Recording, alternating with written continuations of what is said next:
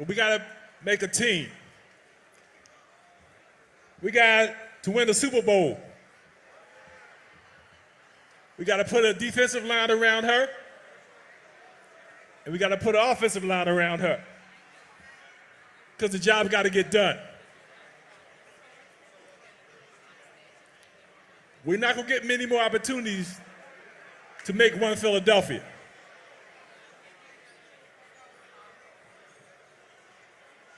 Are we going to support our new mayor? She's going to need all of our help. We don't have to talk about the things that's wrong in the city of Philadelphia. And somehow we always get the opportunity to blame it on somebody else. Our elected officials got to get together and start working as a team for every community. We work as a team in every community, we could change a lot of things. We could bring hope back to our young people. We could make a better education in our schools, not to mention our commercial corridors, and bring an opportunity to all. I have the utmost respect for our new mayor. She just needs to build that team. So with that, it gives me great honor and pleasure to introduce, is she here? Our next mayor, Cherelle Parker. Mayor-elect Cherelle Parker. Tell me who's in the house tonight. Hey. Tell me who's in the house tonight. Tell me who's in the house tonight. Tell me who's in the house tonight. Tell me who's in the house tonight. Tell me who's in the house tonight. Tell me who's in the. Tell me who's in the. Tell me who's in the. Tell me who's in the. Tell me who's in the. Tell me who's in the. Tell me who's in the house tonight.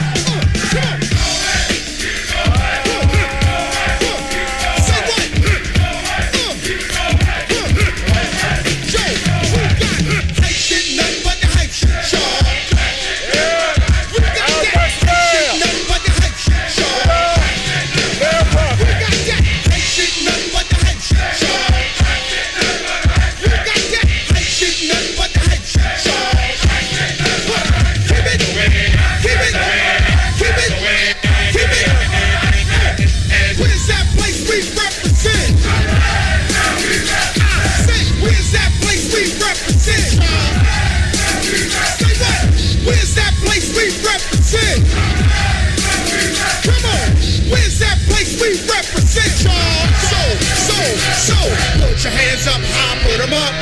Put your hands up high, put them up. Put them up. Put your hands up, your hands up, your hands up, put them up. Put your hands up high, put them up. Put your hands up high, put them up. Put your hands up, put your hands up, put your hands up, put them up. So, let's go. Let's go get them, Chuck.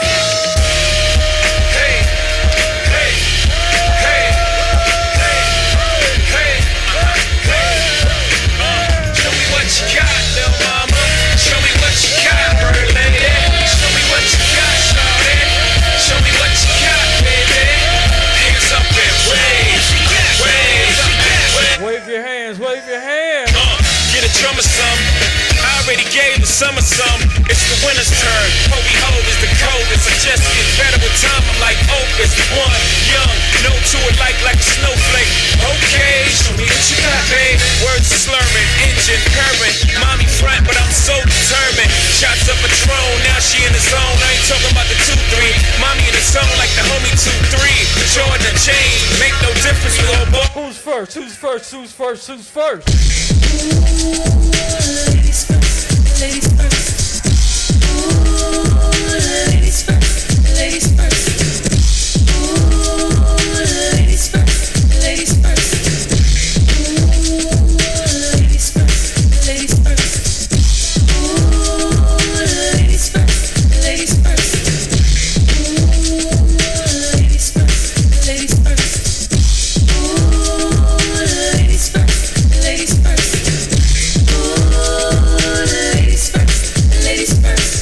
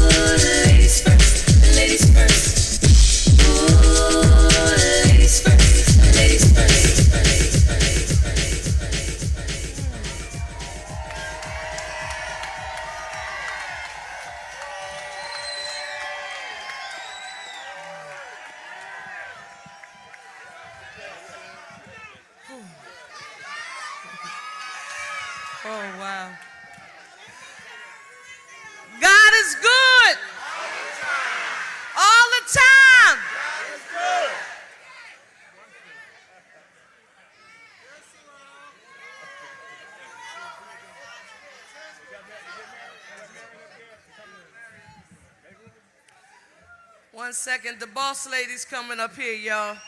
The boss lady's coming. Bishop. Passing her a chair.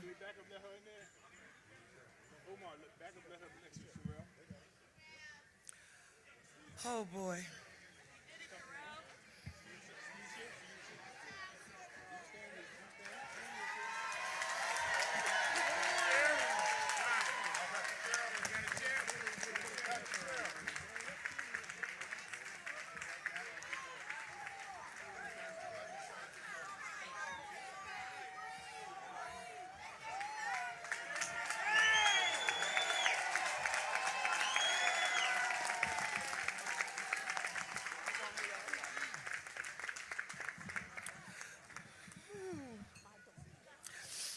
Did y'all see Langston Mullins and his squad escort me to the stage?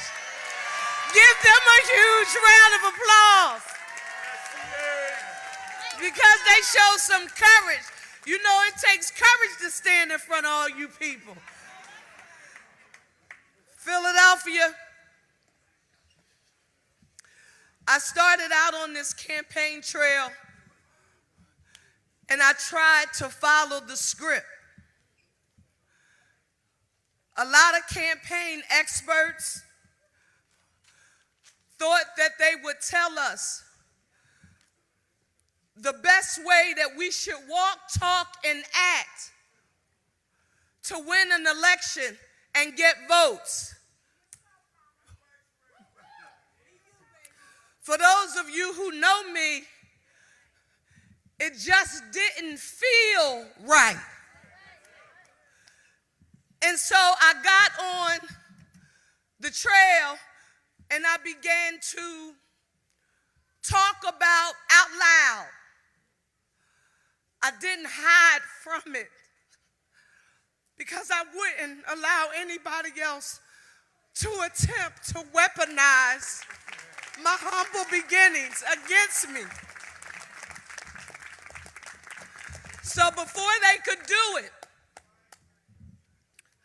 I made sure that I told you that I was born to a single teenage mother, that I was raised by my grandparents, that my grandmother collected welfare and subsidized food to take care of me. And when I talked about the welfare, they said, well, what do you mean? Did you get public assistance? And did you have the credit card? And I said I had colored money and books. I said I took purple 20s, green 10s, and brown dollars to pick well. I told folks out loud about that 5-pound block of cheese that never sliced as thin as we wanted it to, but it made the best macaroni and cheese in the whole wide world. I said it out loud because I needed people to know that my real life lived experience was closest to the people who are feeling the most pain right now in our city. And my message to Philadelphians from all walks of life was that if they would just give me the opportunity, that I would put to great use everything inside of me, my lived life experience, my professional experience, my academic preparation, that I would put all of it to great use to work with you all to make Philadelphia the safest, cleanest, greenest big city in the nation with economic opportunity for all. And listen, Philadelphia, this is important what I'm about to say. When I delivered the message, the first time they heard me, maybe I was with Vincent Hughes in West Philadelphia, but it was a black audience. And what they thought was going to happen was that when Driscoll and Dillon took me to the Northeast to a ward meeting, they thought that the message was going to change. This is what I publicly affirm to each of you. Marion Tasco, you should remember this line. You taught me this. When it comes time for us to have tough discussions about tough issues, guess what we won't do? We won't tiptoe through the tulips. We don't care about the race, the class, the socioeconomic status, the zip code, the religion, the sexual orientation, the identity. No matter where we went, our message stayed the same. And guess what I learned during that time, Philadelphia? That people were yearning for authenticity. They were yearning to hear somebody, to speak to them like a regular person. They were learning to do what we learned in the Baptist church. You all will remember it. Sometimes when the preacher is speaking, you'll hear somebody in the congregation say, "Make it plain." When I was on the campaign trail, I learned that Philadelphians wanted someone to make it plain. And when I shared that message, I made sure I let them know how complex the issues were. That there was no one single thing that we could do to accomplish all of those goals, but that it would take local, state, federal government, the private sector, and the philanthropic community all working together in order to make it happen. And guess what? It happened.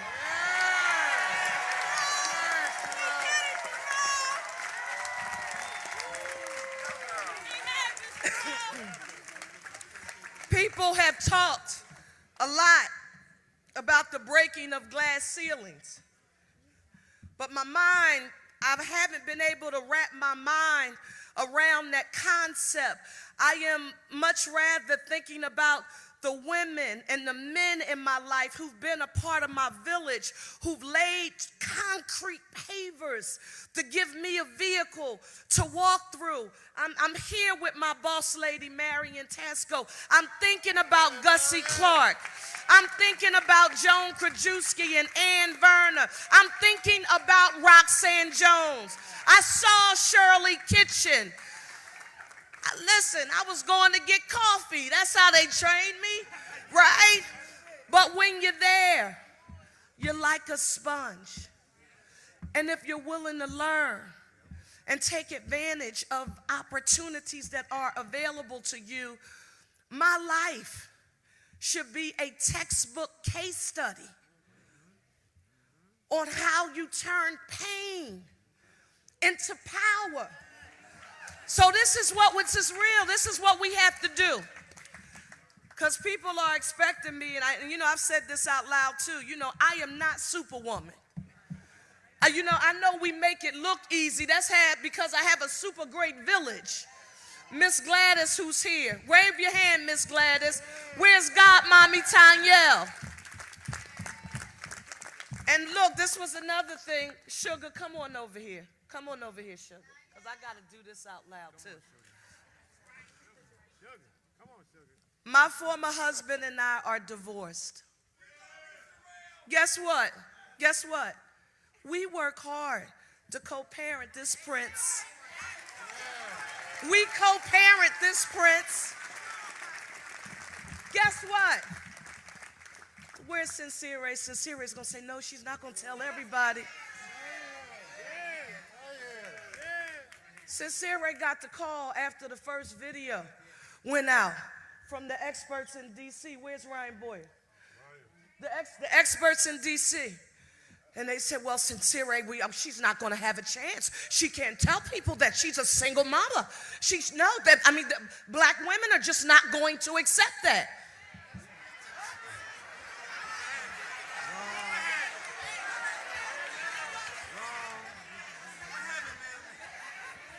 Guess what? Guess what? Guess what? Being your authentic self. I talk to black women, white women, Latino women, Asian women. I talk to men who said, and guess what the men would say that warmed my spirit? Thank you for publicly affirming that two adults can acknowledge that it may not have worked out, but that you can still work together to love and raise your child. Men, say, Cherelle, thank you.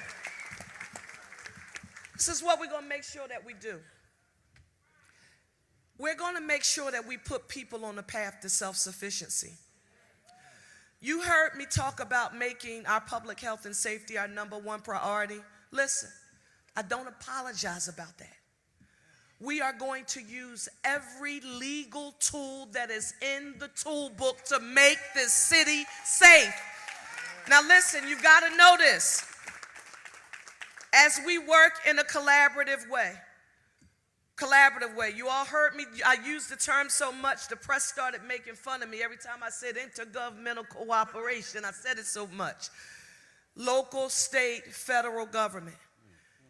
Any agency that can add value in helping us make public health and safety the #1 priority. If we make decisions, there are going to be some people who are not going to like them.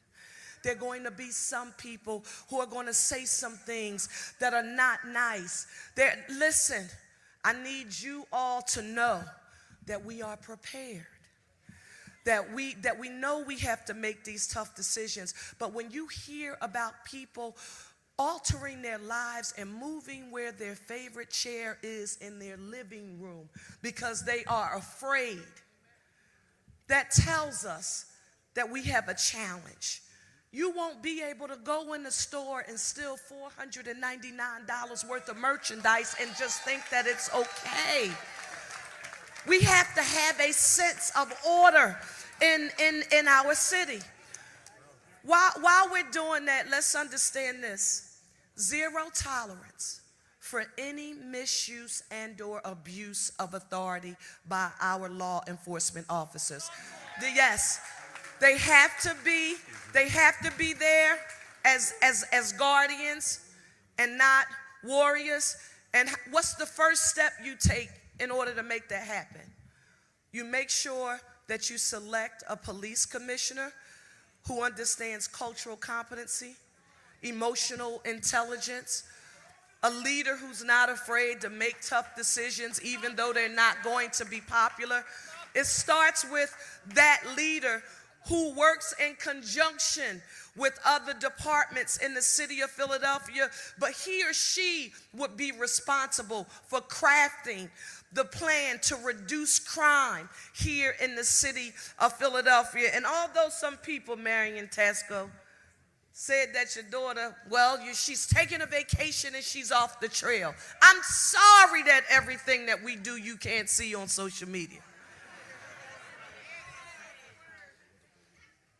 Before we walked in, Langston, you want to tell everybody who you just talked to? You don't? It's okay. We just talked to President Joe Biden and Vice President Kamala Harris.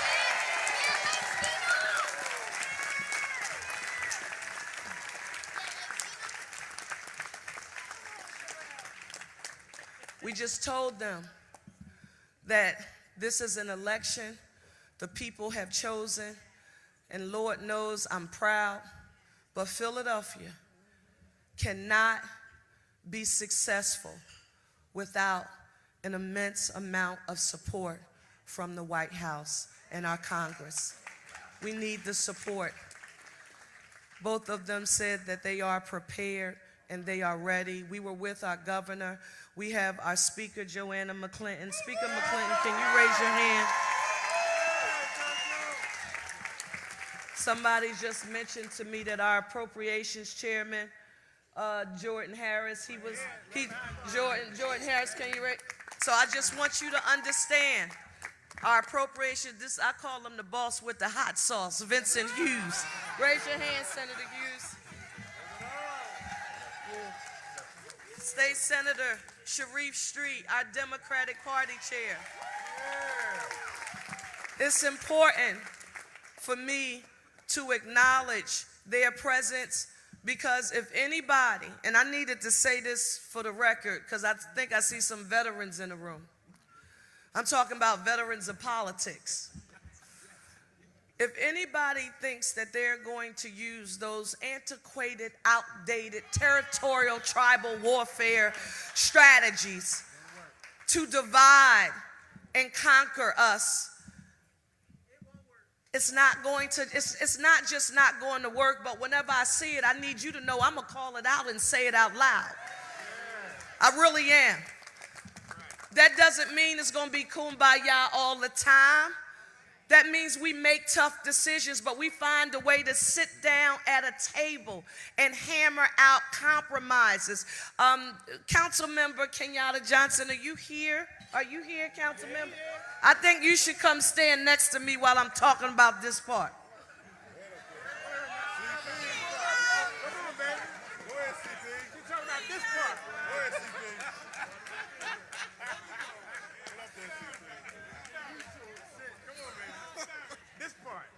Councilmember Johnson and I've talked with 15 members of council. Two, I have not. We're waiting for the results of the election, but we're going to talk with and we're going to work with everybody. But I want to be very clear to affirm to you, Councilmember Kenyatta Johnson and I have talked. I know it makes for a good theater, I will call it, to see a city council and a mayor not get together, not be able to move this city forward by working in a collaborative way. But if it's God's will, we are not going to use that as our strategy. We will not let divide and conquer be the tool that people use to stop us from working together. So it is my hope, and it's so great to see each of you, but it is my hope tonight that by working together and working to put people on the path to self-sufficiency, we remove any explanation that anyone can give about why they can't succeed. We want to make access to home ownership affordable for Philadelphians. Right? We don't want people house poor, spending more than 30% of their income on rent. We want all of our children in a 21st century modern school building with the highest academic achievement. If anybody is interested in talking to me about public education and you're trying to pit traditional publics against charters, don't do it. I'm not the person to have that conversation with. We are going to find a way to move educational opportunities for our young people forward. And I'm a certified secondary English teacher by profession, but we're going to do it for all of our children. Finally, the biggest part for me, I talked about year-round public education. Immediately when I said it, keep children in classrooms all day long without air and no heating. I just thought to myself, wow, how narrow-minded. Access to year-round education is what Senator Hughes was talking about when he called it the summer slide. Remember you had those conversations? I'm sorry to tell you today, but not all of the young people in the school district of Philadelphia are in the Hamptons in the summer or at the venue. Maybe you thought they were there, but they are not. But for those who are being raised, particularly in circumstances like mine, particularly when they're being raised by someone other than their biological parent, they can benefit from creative year-round scheduling. They could benefit from going to school in the morning and having it open until 6:30 in the evening. And after the traditional school day finishes, how about they get access to some coding, some financial literacy? How about access to just skill building? I'm getting ready to tell you the big one for me, homework help and tutoring. Have you seen the math today? We're all good. Right? We're all good. What about the parents to hire a tutor or get homework help? Should those young people have to suffer? Or should we put those opportunities in schools throughout the school district of Philadelphia and say you can have breakfast, lunch, and even dinner while you're there? The homework's going to be done. I want you to think like a teacher. Teaching a lesson plan for the week. And I want you to know the teacher's giving instruction during the day. And then I want you to imagine the teacher knowing that somebody was reinforcing what they just taught during the day in the evening and helping young people get their homework done. That is tangible. That is how you get access to economic opportunity. Safer, cleaner, greener with economic opportunity for all. Quality of life issues, the commercial quarters, the cleaning, sanitation, we're coming. We're coming, sanitation. We are ready. So I want you all to do for me something that we've been doing in every meeting that we've traveled to across the city, particularly after the primary election. And I would tell people, I don't care where you were during the primary election, it's now time for us to unite as one Philly. One Philly. One Philly. Let me hear you all. Let me hear you say one Philly. One Philly. A city united. One Philly. One Philly. A city united. City united. After tonight, somebody you're going to call, they're not going to be excited about where you are. They're going to be what I call the expert AOPs. Have you ever met them? They're the expert articulators of problems. They're going to tell you over and over and over again just how and why all of this intergovernmental collaboration and convening of private sector and faith-based and philanthropic communities, just why it won't work. When they tell you that it won't work, I want you to listen, be patient and listen. But once they're finished, this is what I want you to say. Don't throw shade on my Philly shine. Don't throw shade on my Philly shine. We stand on the shoulders of the great ones. We're going to do what people think is impossible, and we are going to do it together. Get your resumes together. Make sure they're updated. Figure out what mayor's community council you're going to join. What board or commission are you going to attempt to use your time, talent, and treasure to help move our city forward? Building trades, SCIU, sanitation workers. Garrett Snyder, I don't see you. You must be. Greg Siegel, Dennis Zatlin. Thank you all. Now, somebody's going to write a book about who did this. Somebody's going to tell a story. Ryan Boyer, where are you? Is Mungo Sanchez here? Is the Carpenters here? Bill Sproul? Gabe? Somebody. Hey, Bill Sproul, somebody's going to talk about who did this. I need you to see the team. Sincere Ray Harrison, Aaron Platt, come here.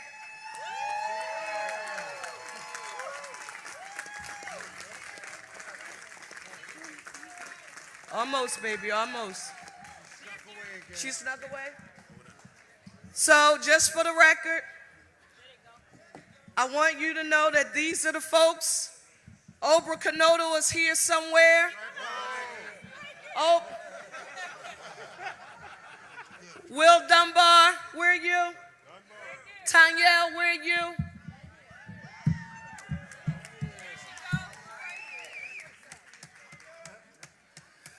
When there were folks who said, you are not going to be able to do this because you won't be able to raise the money. That's what they said. They never question our competence. They never question our ability. They never question any of that. The only thing they would say And I can remember Obe getting a call. Well, if she doesn't raise Obe $500,000, you should tell her she's not viable and she shouldn't even think about running. And we got a call about some people we had been counting on who told us that as soon as you resign from council, we'll know you're serious. And once we know you're serious, we'll be all in. We'll help to finance you. And we'll endorse you. And when we got out, this is politics. I'm jaded, and now y'all know why, because people lie.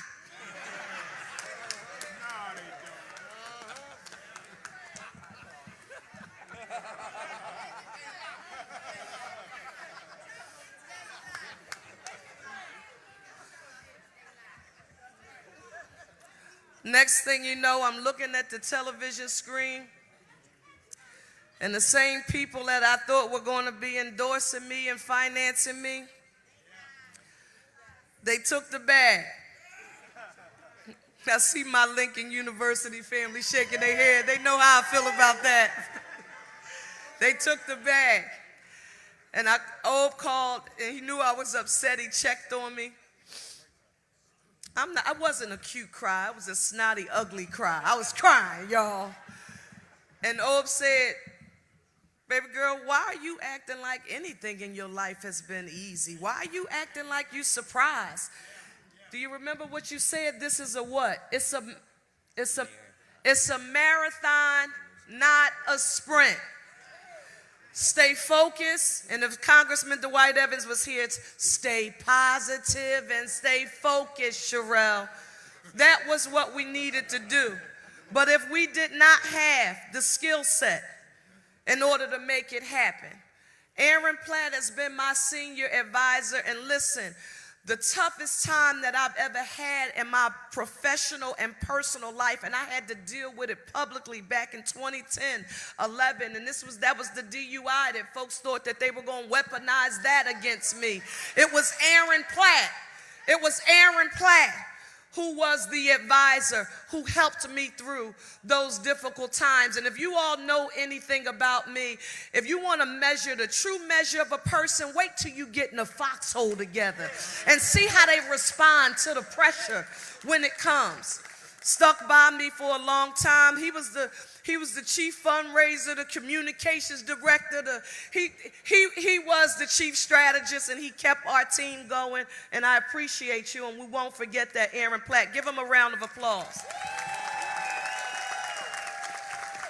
Sincere Ray Harris.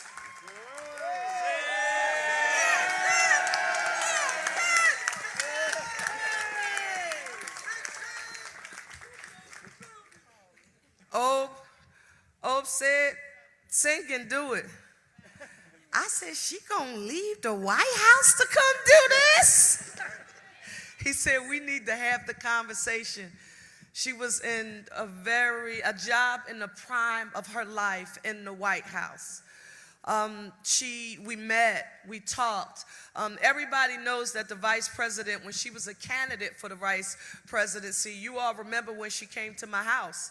And we had the event, and I would love to be able to tell y'all it was because I was so wonderful, but it wasn't. It was because Sincere Ray Harris said Cherelle's backyard is going to be the spot where you come. She came, and this is what is so, I don't know, maybe God does this, right? It's something about being doubted. She was a woman running a campaign for mayor in the 6th largest city in the nation against some folks who had run some pretty big campaigns. And we went to Washington, and you know, for those of you who don't know, I'm a good soldier. That's why I know I can be a good leader, because I know how to follow the leader too. I'm a good soldier. We got into Washington, D.C. to Greg Burrell to meet with some heavyweights, and we were trying to say we didn't have any money, and I didn't know how to say it. I didn't want to say we broke. Sincere said, listen, dignified.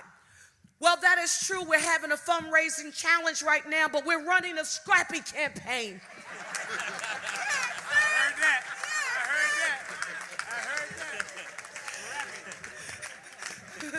again, y'all. Listen, I didn't know. Here I go. Yes, that's true. We're running a scrappy campaign. What I want you all to see is that none of this was done by me alone. It's not, no, I'm the candidate and I'm the vehicle.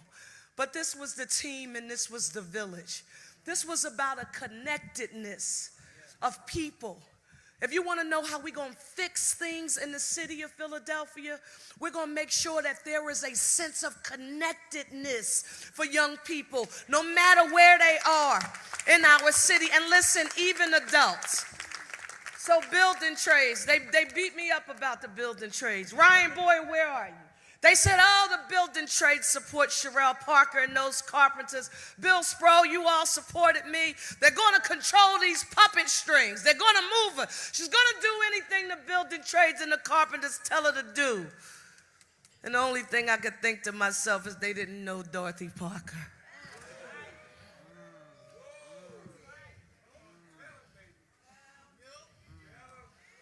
They had to reduce my vision into thinking that a powerful influence like the carpenters along with the building trades, that they couldn't agree with the shared vision of putting people on the path to self-sufficiency. So they would reduce my frame of thinking to say she's gained their support and she's going to be their puppet. Guess what we're about to do that you've never seen before? We're going to make sure children trained in the school district of Philadelphia get to learn what it means to be a laborer, a plumber, electrician, a carpenter. We're going to do that here in the city of Philadelphia. And for all the naysayers who said, well, you know, the building trades, you heard it. They have these problems. They're not transparent when it comes to race. Don't tell me about problems of the past. I'm here now. Give us an opportunity to get it together and sit at the table and fix it. Because if we work together and not as adversaries and not us versus them, not business, you know, versus government, versus community, we need everyone to bring it together. Who is Cherelle Parker going to be? A get-it-done Philadelphian, a get-it-done mayor who won't ever forget her deep roots, and she's proud of the fact, and I'm speaking to myself, where's that reporter? I'm speaking to myself in third person right now, and I hope it irritates you somewhere. I'm Philly born, I'm Philly bred, and I'll be a Philadelphian till I'm dead. I love you, Philly. We're going to do this together. One Philly. We got something for the Eagles. For Langston, right here. Whoa. Whoa. And we also have for Langston a nice little picture for Parker. Yeah.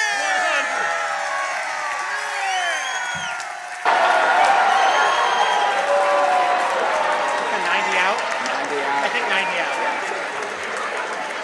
Right here? Good. Yeah, you're kind of right there. Scoot over, Tess. One Philly. One Philly. We can do it together, y'all. Thank you for coming out tonight. All right. Very good. I'll just stay straight on camera before I throw to her, and we'll figure it out from there.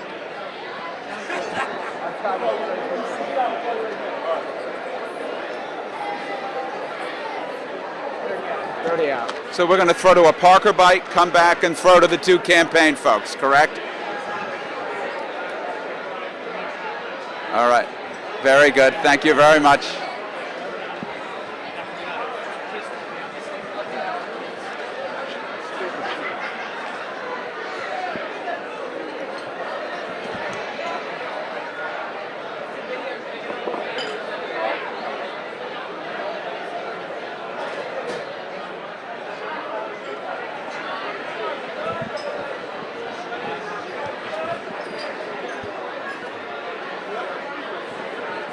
Well, listen, we've learned something about Mayor-elect Cherelle Parker already, and that is that She not only is what many would say is a gifted public speaker, but she can speak and speak for a good long time. She spoke for the better part of 25, 30 minutes here tonight as she took her victory, coming on the stage really maybe 10 minutes before 10 o'clock, just wrapped up a few minutes ago. She just wrapped up with a pretty interesting line here. She said, "I'm Philly born, Philly bred, I'll be a Philadelphian until I am dead."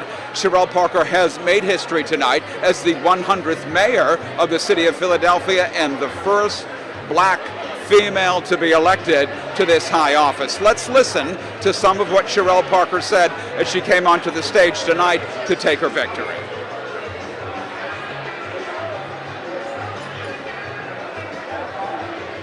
There's a car out there that has to move. It's a cream-colored license plate. Want to push past me now? HDP 5773. They're going to tow your car.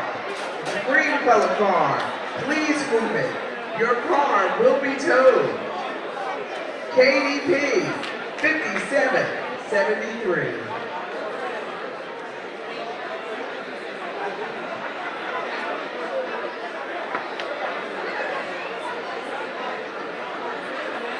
And that is the message that Cherelle Parker continually said throughout that campaign, this now successful campaign. It has clearly been her theme. We're now showing you what this party looks like here. This is a gathering of political leaders in this city, leaders in the black community, obviously, certainly union leaders here. They began this celebration, frankly, at about 8:30.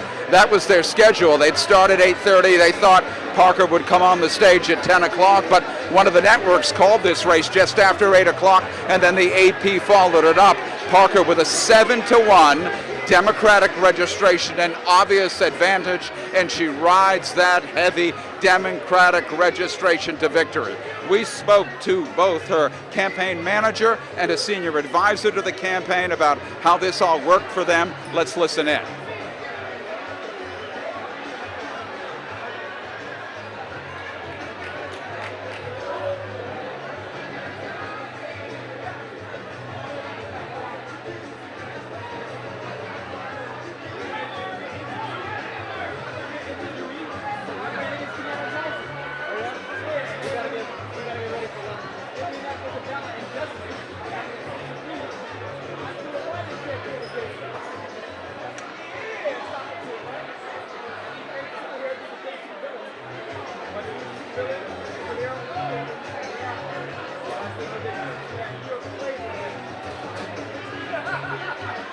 And there it is, Parker's people already thinking about what the transition will be like. Of course, she takes office in January. When I interviewed her just last week for a special on Fox 29, she said to me, even at that point, she was looking around to see who is out there and to see who that she can hire and who she can work with. Parker spoke throughout this campaign of relying on her experience in Harrisburg and here in Philadelphia to bring together what she said were coalitions to rely on both state and county government to help her solve the problems of Philadelphia. She spoke tonight about improving schools as she had. She spoke in the past about that. She said she doesn't want public schools to compete against charters, but obviously there was a celebration here tonight, but Cherelle Parker faces a daunting task as she takes on some of the problems that have obviously been plaguing the poorest big city in America, certainly violence, schools, housing,